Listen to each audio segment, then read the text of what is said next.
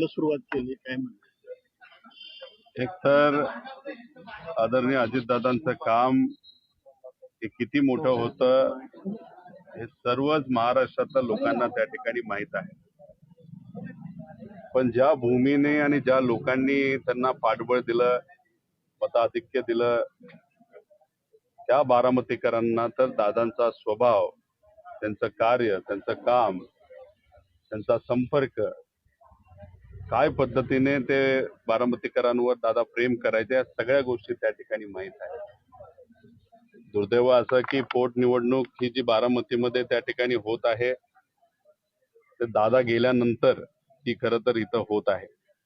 काकी उभ्या आहेत, इथं येऊन लोकांना भेटून चर्चा करून फक्त मी विनंती करत आहे की मतदान होत असताना 100% मतदान प्रत्येक गावातून हे अजितदादांच्या कार्याकडे बघून सुनेत्रा काकींना त्या ठिकाणी व्हावं याच्यासाठी खरं तर येऊन लोकांशी मी संवाद साधत आहे. कारण का बारामतीकरांना तुम्ही आदेश देऊ शकत नाही, बारामतीकरांना तुम्ही विनंती करू शकता.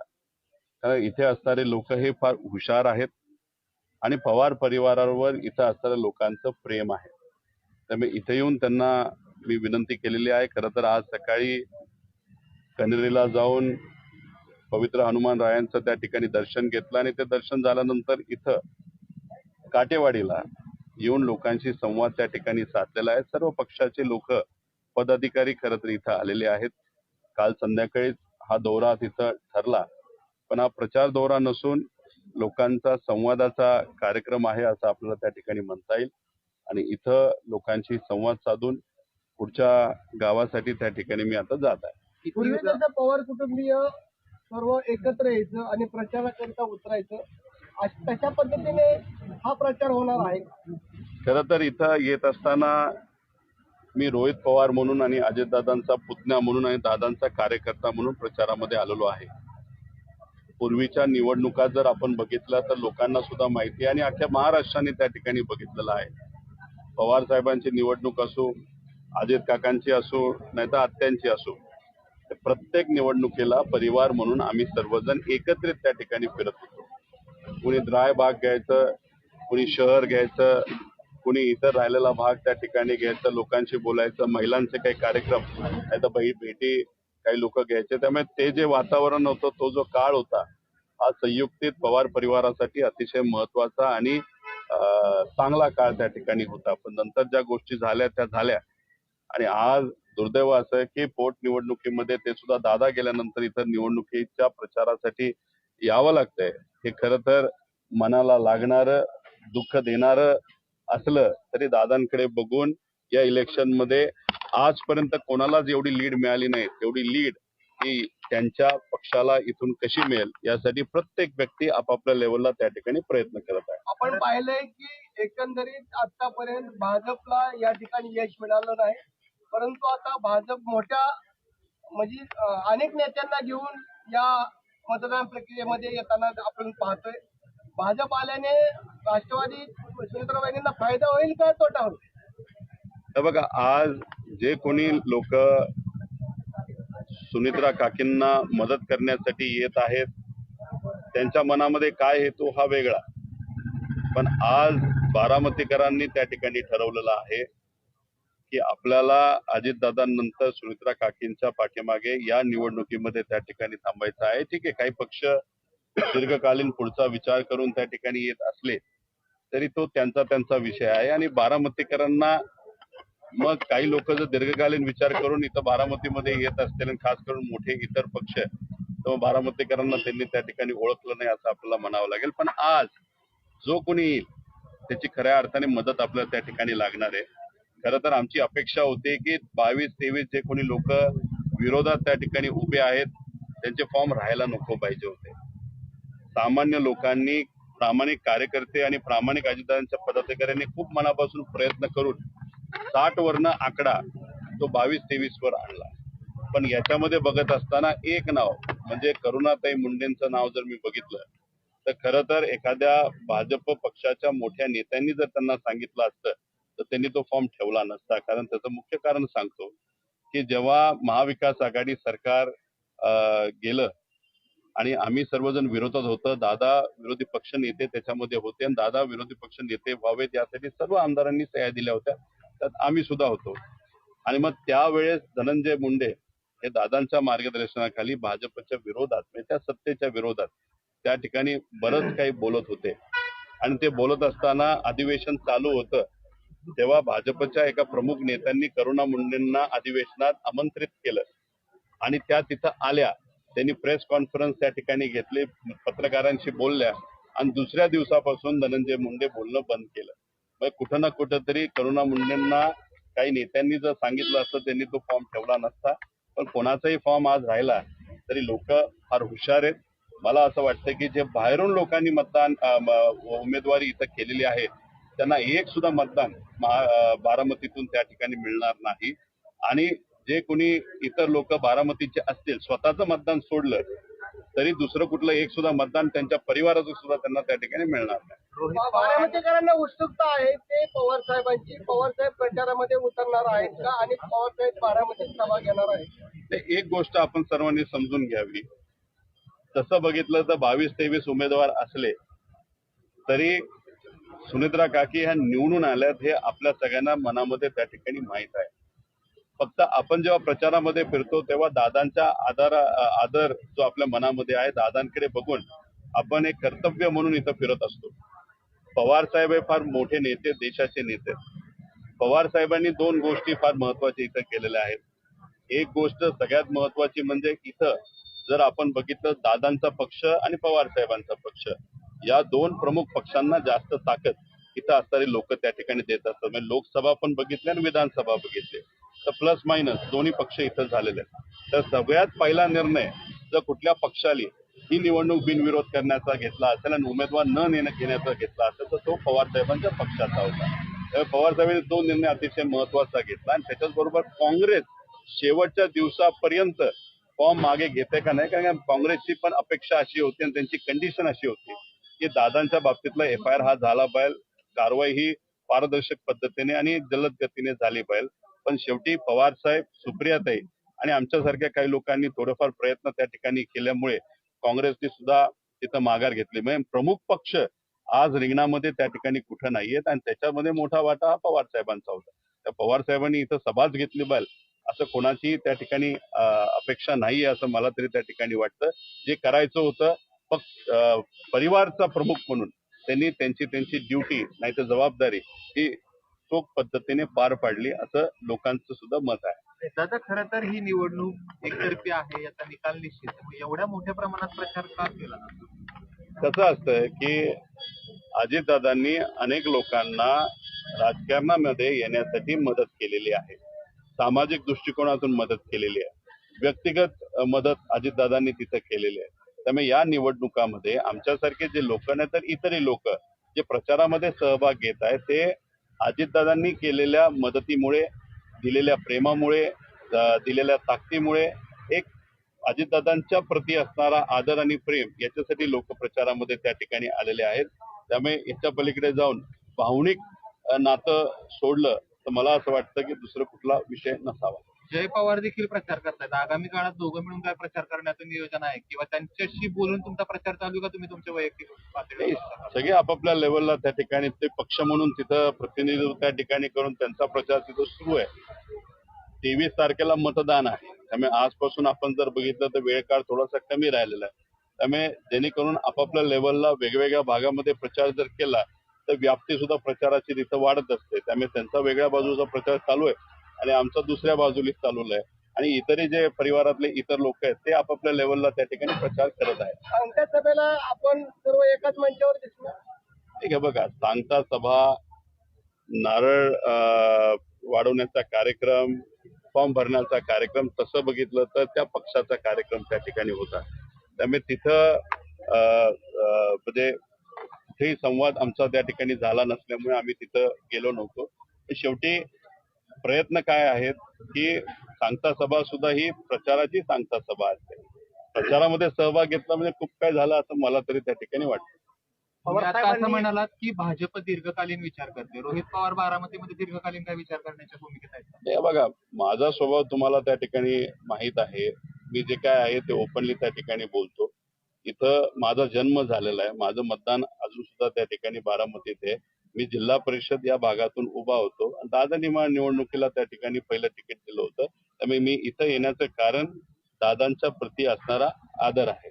आता हे हा इलेक्शन झाल्यानंतर त्या ठिकाणी शेवटी काकी सुद्धा अजितदादांचीच प्रेरणा घेऊन अजितदादांसारखंच त्या ठिकाणी काम करतील आणि मग आम्हाला आमचा मतदारसंघ आहेच ना, कर्जत जामखेड तिथं असणाऱ्या लोकांनी सुद्धा विश्वास त्या ठिकाणी आमच्यावर हा टाकलेला आहे. एवढी मोठी ताकद आमच्या विरोधात असताना सुद्धा थोडक्यानं का होईना मताने निवडून येऊन या सरकारला जाब विचारण्याची संधी मला तिथं असणाऱ्या लोकांनी त्या ठिकाणी दिलेली आहे. त्यामुळे राजकारण हे जे काय असतं ते आपण प्लॅन करून जात असतो. प्लॅन हा कर्जत जामखेडचाच आहे आणि राजकारण हे उद्या जाऊन कसं होईल कोणालाच त्या ठिकाणी माहित नाही. दादा, शिवसेना उद्धव बाळासाहेब ठाकरे गटाच्या कार्याध्यक्षपदी आदित्य ठाकरे यांची नेमणूक होणार आहे माहिती समजते.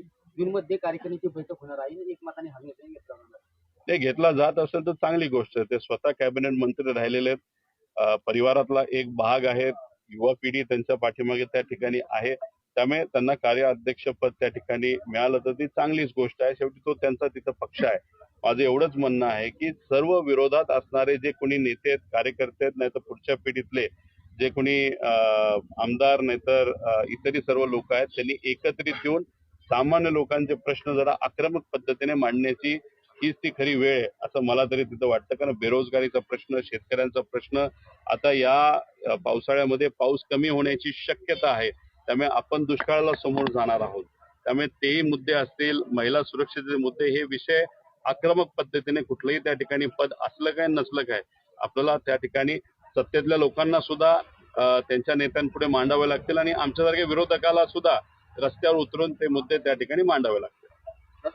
अचलपूरमध्ये लैंगिक अत्याचार झालाय, कसं बघता या सगळ्याकडे अमरावतीमध्ये? हे बघा, लैंगिक अत्याचार, महिलेवर कुठेही अत्याचार जर होत असेल, सामान्य लोकांवर अत्याचार होत असेल, ती चुकीचीच गोष्ट आहे. कुठं ना कुठे तुम्हाला आक्रमक पद्धतीने कारवाई त्या ठिकाणी करावी लागेल आणि ती आक्रमक पद्धतीने कारवाई जर सरकारकडनं झाली तर ह्या सगळ्या गोष्टी त्या ठिकाणी तिथं होणार नाही असं माझं तरी त्या ठिकाणी मत आहे. आता खरात प्रकरणाच्या बाबतीत तुम्ही जर बघितलं असेल तर ते उचललं खरं, आणलं खरं, SIT झाली खरं, पण हळूहळू त्याच्या बाबतीतली चर्चा सुद्धा कुठं ना कुठंतरी सरकारमध्ये असणाऱ्या यंत्रणेच्या माध्यमातून कमी केली जाते असं आमच्या सगळ्यांचं त्या ठिकाणी मत आहे. त्यामुळे खरात प्रकरणाला हलक्यात घेऊन तिथं चालणार नाही. अनेक काही पुरावे आहेत, महत्वाची गोष्टी आहेत, त्याच्या खोलामध्ये जाणं पण तितकंच महत्वाचं आहे. त्यांना ताब्यात घेऊन तुम्ही विचारा कोण कुठला नेता तिथं आला होता, कुठल्या प्रकारची पूजा त्या ठिकाणी झाली होती आणि मग त्या पूजेच्या मागचा हेतू सुद्धा काय तिथं होता. 3-4 दिवसापूर्वी तिथे असणारे नाशिकचाच एक द्राक्ष उत्पादक शेतकरी जो तिथं जाऊन खरातांना म्हणजे गुरु मानत होता आणि त्यामुळे त्या ठिकाणी तो तिथं सातत्याने त्यांना भेटत होता. तर त्या एका व्यक्तीला सांगून मला त्या ठिकाणी निरोप दिला की जेव्हा त्या व्यक्तीला म्हणजे पवार परिवारावर प्रेम करणारा व्यक्ती होता, त्या व्यक्तीला खराताला जेव्हा विचारलं होतं की पवार परिवाराचं उद्या जाऊन काय वाटतं, तेव्हा खराताकडनं जे सांगण्यात आलं, जे मला त्या ठिकाणी कळालेलं आहे, अजितदादांच्या ऍक्सिडेंट पूर्वी हे पवार परिवारावर एक खूप मोठा आघात होऊ शकतो अशी चर्चा खरात या व्यक्तीने त्या व्यक्तीकडे केली होती. त्यामुळे हे सगळे जे काही प्रश्न आहेत, हे प्रश्न जे लोकांच्या मनामध्ये आहेत, नाही तर लोकांच्या चर्चेमध्ये आहेत, हे तपासाच्या माध्यमातून कुठं ना कुठेतरी संपले पाहिजे. कारण दुसरी चर्चा अजून अशी सुद्धा आहे. मोठा दावा करतात. अरे आता तुम्ही लोकांची चर्चा केल्याशिवाय होणार नाही ना. आता त्याच्यात दुसरा विषय असा पण आहे की काही जे लोक तिथं पूजेला जायचे, जी कुठली ब्लॅक पूजा होती, काळी पूजा असते का वेगळी पूजा असते, हे मला तरी त्या ठिकाणी सांगता येणार नाही. पण जे कोणी लोक तिथं जात होते ते का जात होते, दादांच्या घरामागे घराबाहेर ती पूजा कशी झाली होती, कुणी केली होती, हे कुठेतरी आपल्याला समजलं पाहिजे. आता त्याच्यामध्ये जे काही एक इतर विषय आहेत, मी खरं तर आता 23 तारखेनंतर याच्यावर जास्त स्पष्टपणे बोलू शकतो. त्यामुळे इथं माझं फक्त एवढंच म्हणणं आहे की एखादी घटना जर कुठं त्या ठिकाणी घडत असेल आणि लोकांच्या मनामध्ये प्रश्न असतील तर ते कुठेतरी चर्चेतून इन्व्हेस्टिगेशन पारदर्शक पद्धतीने त्या व्यक्तीला विचारून ह्या सगळ्या गोष्टी बाहेर आल्या पाहिजे आणि तपास योग्य पद्धतीने झाला पाहिजे. तपास योग्य पद्धतीने होतोय असं तुम्हाला वाटतंय का? आणि होत नसेल तर का होत नाही आणि कोणामुळे होत नाही? नाही, SITने आतापर्यंत केलेलं काम हे चांगलं आहे. त्याच्यामध्ये जे काही पुरावे आणले, खरं तर खूप मोठ्या प्रमाणात पुरावे, व्हिडिओ, काही गोष्टी आता SITकडे आलेल्या आहेत. त्यामुळे SITचं काम हे आतापर्यंत चांगलं आहे. फक्त माझा प्रश्न एवढाच आहे की सामान्य लोकांचे व्हिडिओ बाहेर आले, महिलांचे व्हिडिओ बाहेर आले, ते येणं चुकीचं होतं. पण नेत्यांचा व्हिडिओ असताना सुद्धा बाहेर येत नसेल तर मग कुणी काय त्याचा राजकीय दृष्टिकोनातून फायदा करत आहे का, एवढंच आमचं मत आहे. आणि एसआयटी खूप चांगलं काम करते, एवढ्या गोष्टी ते बाहेर काढू शकले. दुसरा प्रश्न आम्हा सगळ्यांना असा पण पडलेला आहे, मग एसआयटी एवढं काम करू शकते तर मग एसआयटी पेक्षा मोठी संस्था जर या राज्यामध्ये कुठली असेल तर सीआयडी आहे. मग सीआयडी संस्थेकडे आमच्या दादांचा अपघाताचा नाहीतर घातपाताचा विषय देऊन सुद्धा सीआयडी कडनं मात्र एसआयटी एवढं जल्लद गतीने काम का केलं जात नाही, असं साहजिकच आमच्या मनामध्ये प्रश्न आहे. ब्लॅक बॉक्सचा गुड आणखी कायमच आहे. आम्ही ते कायम ठेवणार नाही. काही दिवस आपण वाट बघू. शेवटी बघा, अधिवेशनामध्ये सुद्धा आणि सुमित्रा काके सुद्धा आपापल्या लेवलला प्रयत्न त्या ठिकाणी करत आहेत. दिल्लीत जाऊन सुद्धा त्या मोठ्या नेत्यांना भेटल्यात, त्यांनी सुद्धा या बाबतीतली चर्चा केली असावी. पार जय त्यांच्या लेवलला वडिलांना न्याय देण्यासाठी ते आपापल्या लेवलला प्रयत्न करत आहे. आम्ही आमच्या लेवलला प्रयत्न करत आहे. हा ब्लॅक बॉक्सचा मुद्दा नक्कीच आश्चर्यजनक आहे. अधिवेशनामध्ये जेव्हा मी मुद्दा मांडला तेव्हा मुख्यमंत्र्यांनी आम्हाला उत्तर दिलेलं आहे. मुख्यमंत्र्यांनी उत्तर देत असताना काही गोष्टी सांगितल्यात की आम्ही जाऊन बोलू करू, पण आता बऱ्याच राज्यांमध्ये इलेक्शन असल्यामुळे मुख्यमंत्री सुद्धा त्या इलेक्शन मध्ये थोडेसे व्यस्त आहेत.